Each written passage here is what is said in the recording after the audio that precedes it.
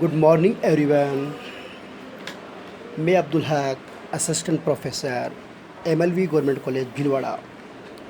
हमने last video में जाना था कंपनी का पर्दा उठाना या बेनकाब करना, लिफ्टिंग और प्रेसिंग द कॉरपोरेट वेल का अर्थ, और इसके बाद में हमने जाना था कि वे कौन सी परिस्थितियाँ हैं जहां न्यायालय सामान्यतः कंपनी को बेनकाब करते हैं। उन्हें हम अध्ययन करने को सरल बनाने के लिए हमें उन्हें दो भागों में विभाजित किया था, जिसमें फर्स्ट था वैधानिक व्यवस्था के अधीन, ठीक है, जिसके अंडर द स्टैट्यूटरी प्रोविज़न। फिर दूसरा था न्यायिक निर्णय के अधीन। तो हमने पिछले वीडियो में वैधानिक व्यवस्था के अधीन का परिस्थितियाँ थी उनका हम विस्तारपूर्वक अध्ययन कर चुके हैं। अब इस वीडियो में हम जानेंगे कि न्यायिक निर्णय के अधीन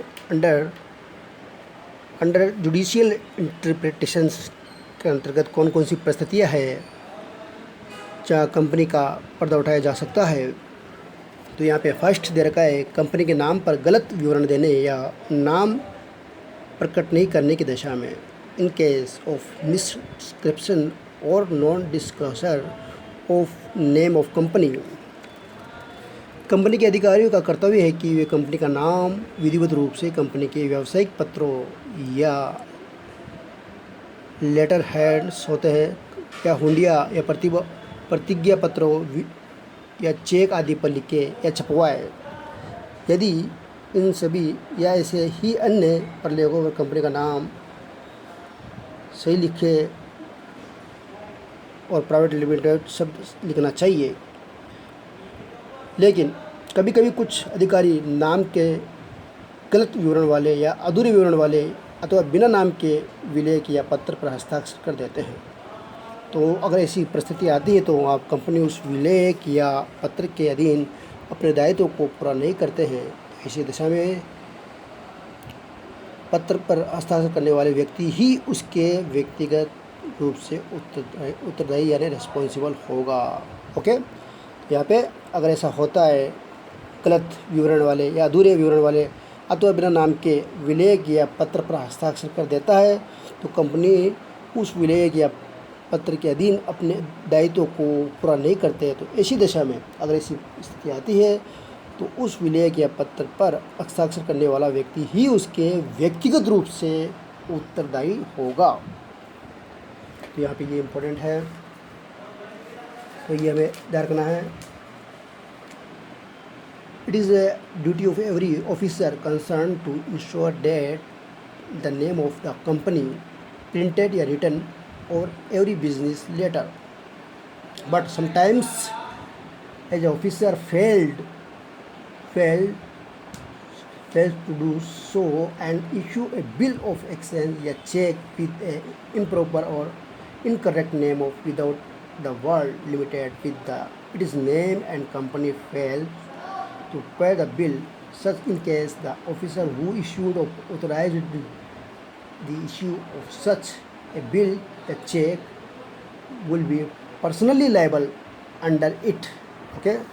नेक्स्ट है कंपनी के वास्तविक चरित्र को निर्धारित करने के लिए to determination the real character of the company.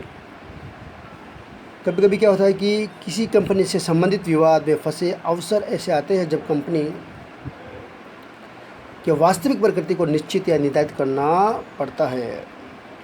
Example के लिए, जैसे एग्जाम्पल है इसमें, कंपनी के संचालक मंडल आपस में क्या होते हैं, गुथे हुए, तो या हम कह सकते हैं इंटरलॉकिंग ऑफ डायरेक्टर। क्या होते हैं, संचालक मंडल आपस में गुथे हुए इंटरलॉकिंग ऑफ डायरेक्टरेट है अथवा है या नहीं, या कोई कंपनी किसी समूह या प्रबंध विशेष के संबंध रखती है अथवा नहीं, या कोई कंपनी शत्रु कंपनी है या नहीं, आदि अनेक प्रश्न ऐसे होते हैं जिन्हें जानना जो आवश्यक है। तो ऐसे अनेक प्रश्नों के संबंध में जानकारी प्राप्त करने के लिए न्यायालय को कंपनी का वैधानिक पर्दा उठाना पड़ता है। अगर ऐसी स्थिति आती है, क्या संचालक मंडल आपस में गुथे हुए हैं अथवा नहीं, या कंपनी की समूह या प्रबंध विशेष से संबंध रखती है अथवा नहीं, या कंपनी शत्रु कंपनी है अथवा नहीं, ऐसे पर्सनों के संबंध में जानकारी प्राप्त करने के लिए न्यायालय को कंपनी का वैधानिक पर्दा उठाना पड़ता है और उसकी वास्तविकता का पता लगाना पड़ता है, उनका चरित्र का पता लगाना पड़ता है। Okay, A company is not a natural person with the mind conscience, it is therefore it can be neither loyal or nor disloyal. Okay, it can be neither friend nor a foe, but a company may assume enemy character if the person is control of its affair or residence of an enemy country, or such person act under the direction of control of any enemy. Wherever it is suspended, the court may hears the corporate well and examine that character of the company by looking at the person is real control of the company's affairs. Okay, second हो सकता है इसमें, third है इसमें company का पर्दा उठाया जा सकता है। वो कंडीशन इज थर्ड, सरकारी आय की सुरक्षा के लिए, to protect the government revenue. कभी कभी कुछ लोग कंपनी का निर्माण सरकारी करों से बचने के लिए करते हैं। किसके लिए? सरकारी करों से बचने के लिए करते हैं। इसी दिशा में आयकर अधिकारी तथा न्यायालय को अधिकार होता है कि वे कंपनी को बेनकाब कर दे तथा उसके पर्दे के पीछे सदस्यों को इस दंडनीय अपराध के लिए उत्तरदायी ठहरा सके। इस संबंध में एक मामला है सर दिनशाह मानेकजी पेटिट का मामला उल्लेखनीय है।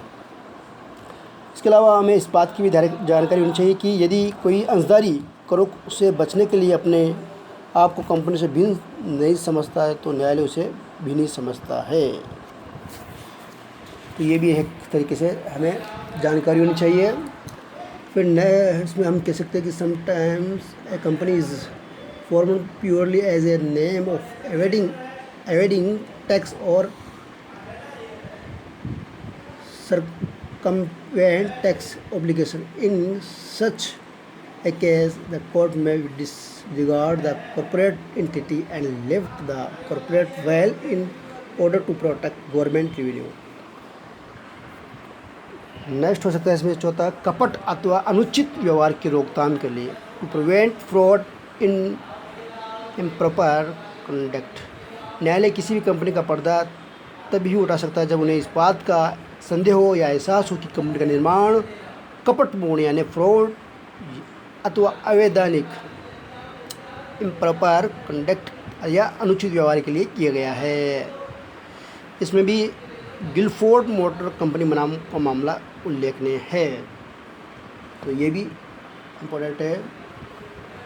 When a company is used to committing fraud or improper conduct, the court may be disregard the separate legal existence of the company.